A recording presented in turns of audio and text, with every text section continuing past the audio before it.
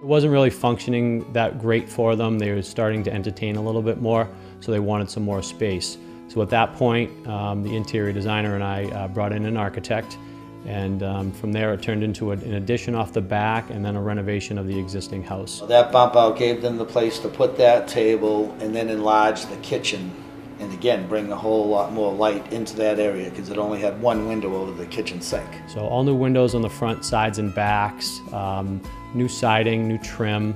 We did a complete exterior landscape in the front and the back, new deck off the back, and that back also has a three-seasoned porch addition. Started out as a screen room that they would take the screens out, put glass in, but has become a lot more than that now. It's got a heated floor, it's got thermal pane windows, it's insulated, natural stone fireplace, natural stone floors. So the crown jewel for me is this front staircase. It is absolutely gorgeous, completely reinvented the front foyer.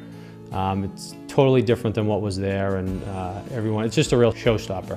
She wanted a soothing bathroom, master bath, that just really would give her a smile and real serene, relax at the end of the day.